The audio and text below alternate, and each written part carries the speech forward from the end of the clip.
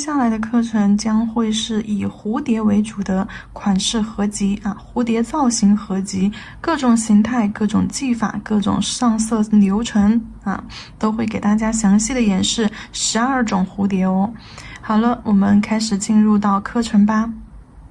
在开始之前，我们先说一下，就是蝴蝶它的一个基础的一个轮廓首先蝴蝶的翅膀的话是由三角形去组成的。什么样的三角形呢？记住，直角三角形。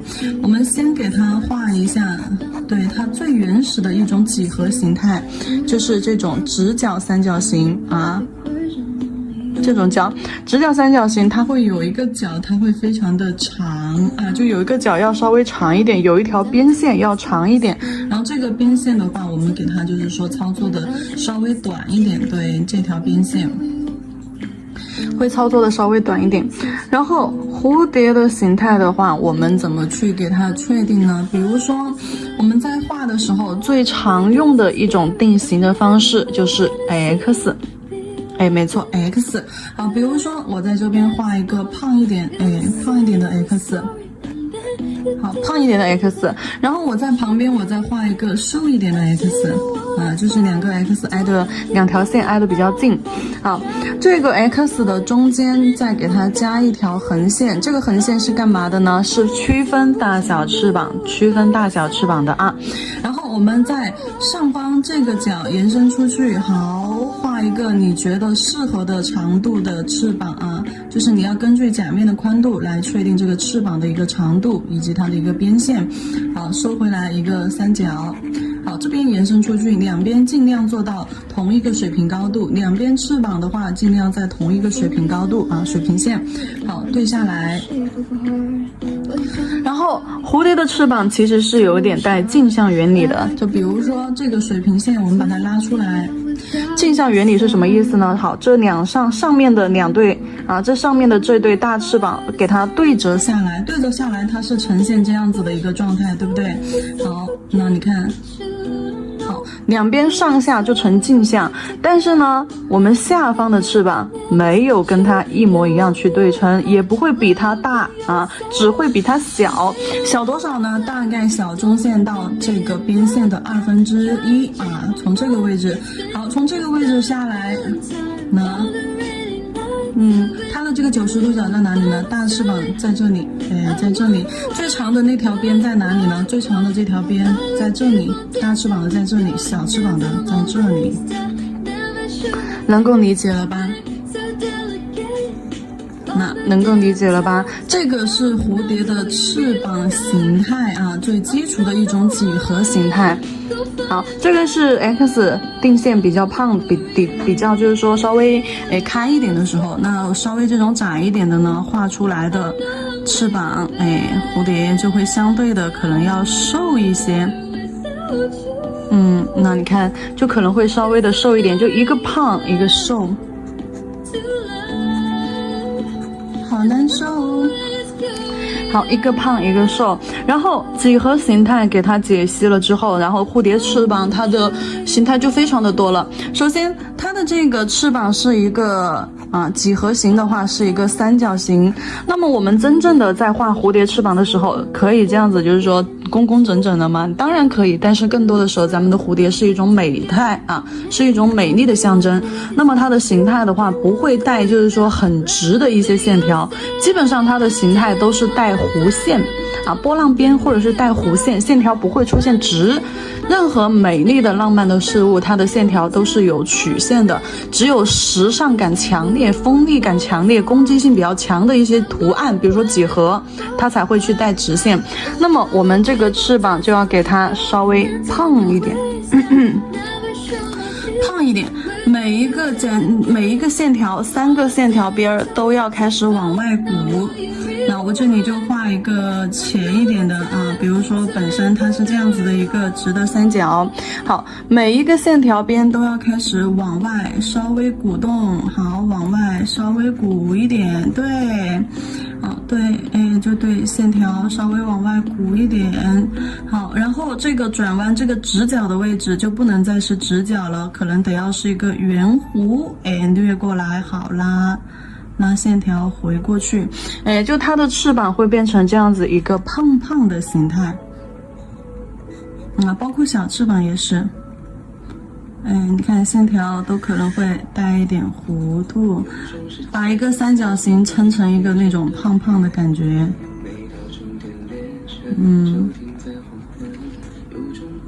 好，然后给它定一下形。那比如说翅膀间的长度，翅膀上面这对翅膀的一个长度在同一个水平线，好，长度定好，然后线条往回拉收回来，好，线条往回拉收回来，带弧线，然后边缘除了这种就是说直上直下，然后边缘你还可以给它打一点波浪，好，呈阶梯式的那种波浪啊。什么叫阶梯式的波浪？就是它这条线是一条斜线。那比如说你先从这边是一条斜线，记住这叫阶梯式的波浪。比如说先画一个波浪，好，然后往内收着再去画，好，弧度再往内收，好，收回来，你看是不是成一个斜向阶梯？上面的会往这个方向去延伸，然后下面的弧度其实是在往内收的往内收，这样子的。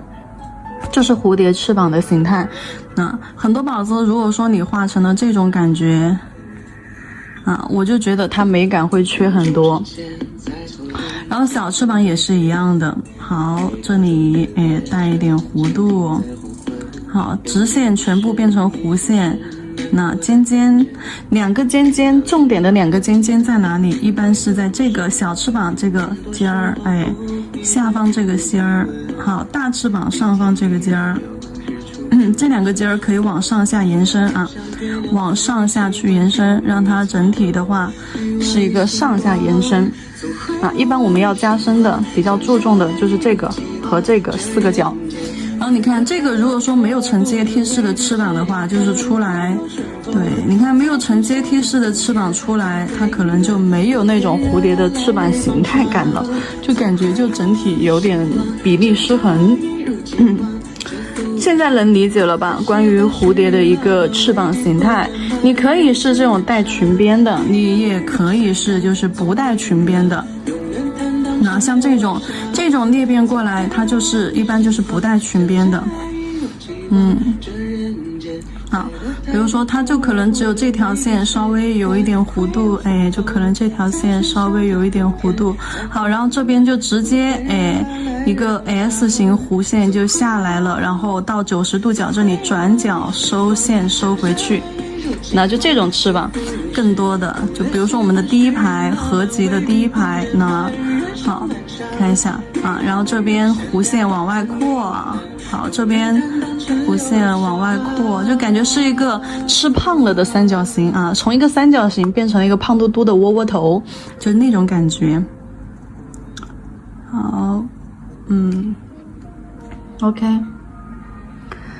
左右尽量去对称，你不要说100%对称，但手工的那肯定没有那么精准，就尽量在视觉上不要偏差太多然后接下来蝴蝶的形态讲好了之后，我们再来说一下它的一个身体轮廓。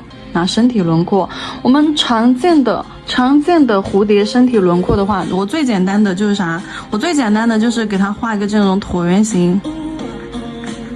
就这样画一个椭圆形色块，然后上面给它加2根须子，就这样加2根须子，像蟑螂须一个倒外八。然后这个你看，这是一种身体，还有一种身体是蚂蚁式的那种，就中间一个大一点的色块，然后前面一个小一点的圆形色块，然后屁股上一个瘦长的水滴形，色块。那这也是它的一种身体形态。然后须的话，你除了这种属须咱们也可以画这种螺旋，对，旋儿一下，转一下，好，从外收回到头部。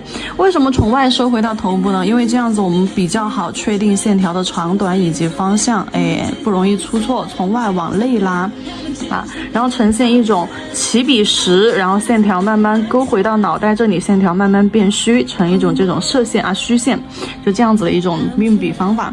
然后这是我们正面的时候，正面的蝴蝶的时候，基本上就这2种形态。然后它的身体的话，就是也是比较竖直的。但是我们在画侧面蝴蝶的时候，它的身体就不是那样子的啊。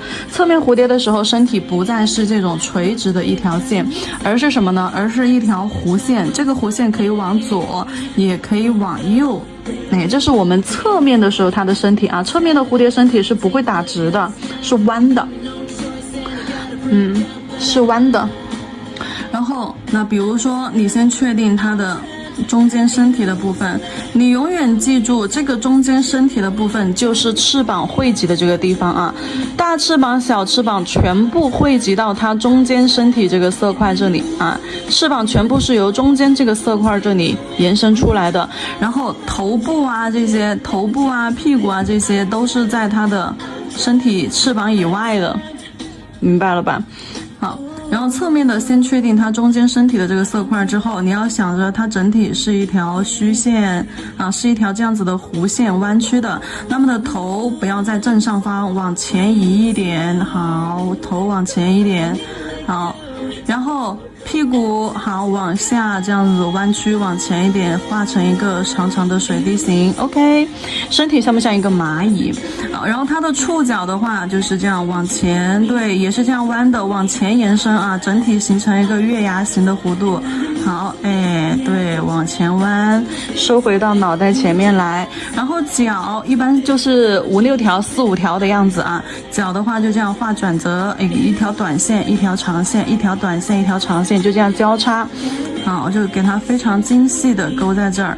4条5条都行啊，就反正知道它前面这里有角就好了。那这一般就是蝴蝶的一个侧面身体轮廓啊，侧面身体轮廓。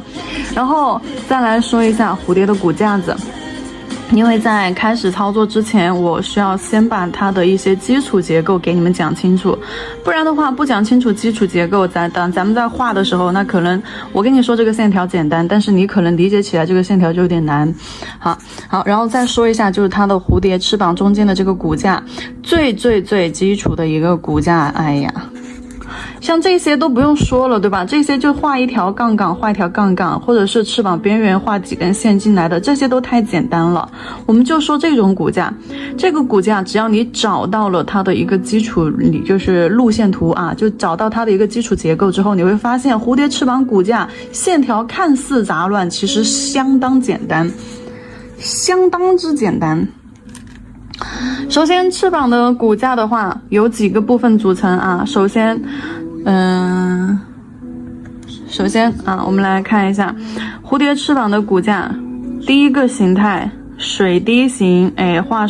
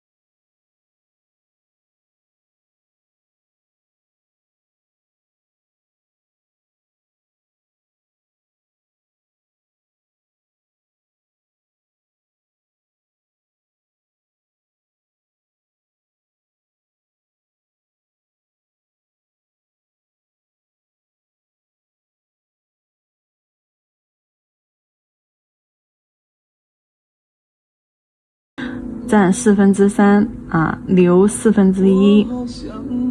好，然后这里接着小翅膀上面也是给它画一个这样子的水滴形1号线条。好，这里不难对吧？这里理解